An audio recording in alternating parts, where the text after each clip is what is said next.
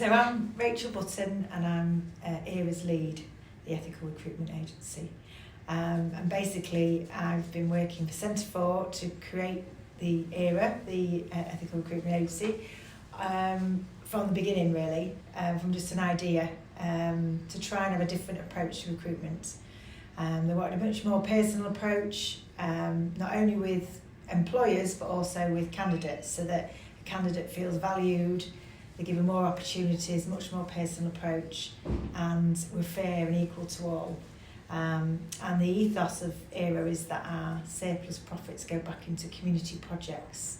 So there's lots of things going on at the moment that we're supporting. So basically I've sort of managed it from the beginning and got it up and running. So when the council approached us in July 2020, we just got our temporary payroll set up. We'd previously been doing permanent placements in care, but then we started doing the temporary payroll. Just come out of lockdown, I just moved house, come back to work, and it was manic, but really good and really positive. So we had to recruit 20 COVID prevention staff. That was the first request. So basically we went out, did what we had to do, went out to advert, got some really good candidates in. And what we do that's a bit different, we're only a really small team, so there's myself and my colleague Tracy at the time. We've now got another member of staff in. But we'd go through application forms and really sort of look into it, what the person does. And if they haven't filled an application form as thoroughly as we think they could and think this looks like a good candidate, we'd give them an opportunity and help them and sort of say, put a bit more on this form and look at the job spec, try and answer a few of these questions because we want to offer you an interview. And we've got some really good candidates, quite diverse ages, and we've got younger age group, male, female, quite a good team together. And we successfully managed to recruit. We actually got 12 in that they needed within just a few weeks, and that was the start of the relationship with the COVID prevention team and the council. I think sort of a mainstream recruitment agency, they haven't really got the time, or they don't sift through application forms like we do. And we meet the candidates and talk to them. Some of them we'd already met and we might have registered them with us. So we knew a bit about them, and we thought, they've got the right skills. And what we do is say to somebody, not just what you've done as a job in the past, but also, what skills have you learned in your life? For instance, when we've been putting people into care roles, it was like, well, if you've cared for somebody as part of your family over their life, you've learned those skills. So you might not have the education to go with it, but we can help you with that. So we'd help people with training and things like that as well. But for the COVID team, it's looking at the right skills, and there was people that were being made redundant because of the pandemic, looking for really good candidates, and you're thinking, what a shame that they haven't been able to get a decent job. And this actually has turned out for them a really good experience, real positive experience as a COVID team, the council. And a lot of them have got promotion within the team, or they've gone on to permanent roles, and they've done such a great job, and they've really bonded as a team. So yeah, really, really proud that we've been able to work with the council on that and help some of the candidates that we've built relationships with now, that we all know by name, and know that, some of them, I'm thinking, well, I don't know whether some of them we've kind of really supported them to get into the role, knowing they've got the skills. They might have had some other issues going on that we think, we can bypass that, then they're worth being interviewed. And the council have embraced them all and given them great opportunities. So it's been really positive. And good communication, I think. It was Lisa Logan who approached us originally to start the COVID team, and then we've had a few little issues along the way. Some not everybody was right for the role or felt they were right for the role, so we've had to make some alterations, and that's fine. And then people have left and we've been able to backfill roles. So just speaking to continuing the process that I think we set up. Really we had to sort of adapt to everybody as through the pandemic. But we would do, we'd put out the advert, they'd just literally say, this is what we want, here's the advert, here's the job spec. We'd advertise everything, do all the shortlisting, get the right candidates in, and then the interview process we did all on Zoom, which was because people couldn't come in. But actually it worked really well. And me and Tracy, as we meet candidates, would sit and talk to them, or while they're waiting to go in, and try and make them feel relaxed, and talk a bit about the role, give them as many tips as we can. So that they really felt it was more pleasurable process than a normal interview would be. And it's on Zoom. Well, that's strange. They'd come into Centre 4, we'd sit them in a room like this, and we'd have a screen up, and there'd be both the council staff members would come on, 2 or 3 of them at a time, and they'd interview them that way. And they all found it seemed to work. The process worked for the council, for our clients, as well for the candidates. So it's something we've learned, and now and like being able to backfill quickly as well. And if somebody left, that's been a smooth process. And I think Lisa's, they've all kind of said they've enjoyed it, made it much easier working with her, the way they've just been able to pick up the phone and ask for what they need. Like I said, we get to know them all. We were constantly emailing. I always say to them, if there's anything you need to ask, any queries, give us a ring, email us, we'll get back to you, So we do, make sure that we do that and support them. And also if there's other jobs coming up, then we think they might be suitable, an opportunity for promotion. They've been out there as well. We've supported them in that, and I think generally the feedback is they've all really enjoyed this role.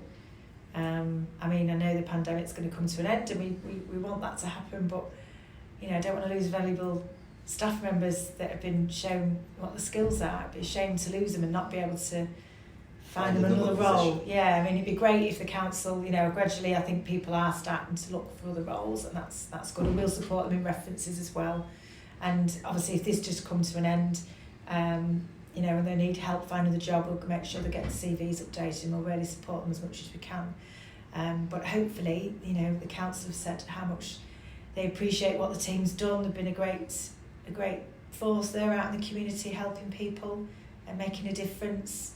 And the councils actually seem to have been a bit of an advocate of the way the process they've handled the pandemic and the COVID wellbeing teams that have been going out there. All the councils have looked to them, as a role model really, and tried to follow their best practice, I think. So it's a really good story for the council, I think, for North East Lincolnshire Council, and we should really kind of honour the staff and hopefully support them in any way we can. And hopefully they might keep some on. We was approached by Scunthorpe Town Council and sort of said, could we provide staff out there? But because our ethical approach, and we want to keep it local, we know there's a partner sort of recruitment agency in Scunthorpe that has actually been really good and supporting a similar sort of ethics to us. So I passed it on to them because I thought that's the best ethical thing to do. We're not really we want to go out to Scunthorpe, and that's their patch. So it's important to keep good working relationships. So, but yeah, it was great that they kind of looked at the council's model of what they were doing and wanted to know how we were doing it as a team. So the thing about here as well, our ethical approach is that, as I mentioned earlier, surplus funds made from the recruitment side go back into our local community, because we're a not-for-profit organisation. We're owned by Centre 4, which is a charity-based community hub in the heart of Nunsthorpe, which is very busy. So we want to make a difference to our area, keep local economy, put everything back into that. So some of the projects we do, we've got, just to give you a couple of examples, we do have some volunteers that just do sort of odd jobs in the community. So during the pandemic, during lockdown, we did have them helping out, going and doing shopping and prescription pickups and all sorts. I can tell you all sorts of things are done to help people. There are people coming out of hospital that didn't have anybody to help them, that needed the beds moving downstairs. And Tracy, my colleague, that was her, she was dealing with that side of things, and she did a fantastic job, and we were really was able to help and make a difference to our community. So our volunteers helped in that, which is brilliant. And what we do is we keep the volunteers, so we don't pay them, but what we do is recognise that they're putting the time in, and we can give them little rewards. So we have like a point system. So they put in so many hours, and we'd give them points for that, and then they can exchange it for vouchers that are for the local area. So we've got cinema vouchers, Grimsby Town football vouchers, we've got the local community shop vouchers. We've also got Love to Shop so that people can get clothes and all sorts of things and food. So they're really useful. It's only very small, very minimal. It's a token gesture for them to earn these little rewards. So that's then extended on, and we do what we call digital buddies. This is where we're trying to reduce isolation from digital devices, where we've got lots of people that don't know how to use them. and just need somebody to help them. They don't want to go on a course, they just want, and they might not have family or anybody who will sit with them and explain it. So we have digital buddies that are volunteers, and we'll match them up. Personality-wise, we match people up, and that's been really nice to see the relationships and friendships that's blossomed from that. And they're helping them with different devices, so it could be, they don't know how to use a new phone or that kind of thing. So that again is one of our little projects. We're actually expanding on that at the moment. We're looking for 10 digital champions who would like to do certified training with certificates and badges that they can earn along the way, and they will be taught how to teach someone in the right way. So anybody who's looking to do into teaching skills or admin skills, that kind of thing, this could be a good opportunity. So we are looking for volunteers for that. And again, they'll earn these points and we can reward them for the time. But we'll also, all this goes on the CV, and the communication skills that they develop through this is really valuable for future employment. And then again, we keep them on our books. If somebody wants to volunteer, the idea is hopefully we progress them to employment, which some have done that. That's the purpose of it, really.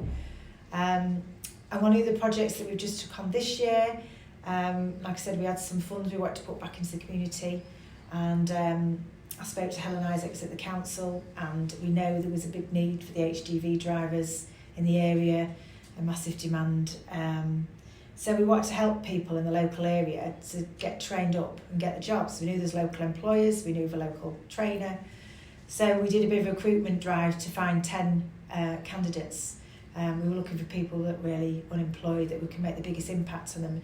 And ERA would not make any money out of this. This is just as a recruitment side. We just really wanted to open opportunities and follow the story of those who maybe not, been unemployed. We put them through the training, and then they got a job with a local employer, and what a difference that might make to them, their lifestyle. And we would be able to help them along the journey, and that's what we wanted to do, make a difference. So that is happening at the moment. We've just got 5 candidates that are starting the training next week, I believe, with modals who want to use the local training, and they've been great. So yeah, it's really good to see these sort of things happening. So next year we'll see what happens next year, what we can put into, hopefully, for ERA who keeps trading and getting busier. We also run a bank of care staff.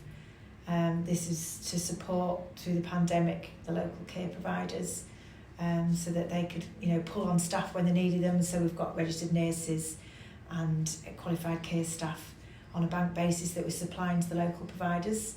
And we, like I say, we like to keep our rates very competitive, and they know that we're ethical and our surplus goes back into the community. So it's very much supporting your local area, which I'm very proud of as a Grimsby girl. So yeah, it's really good.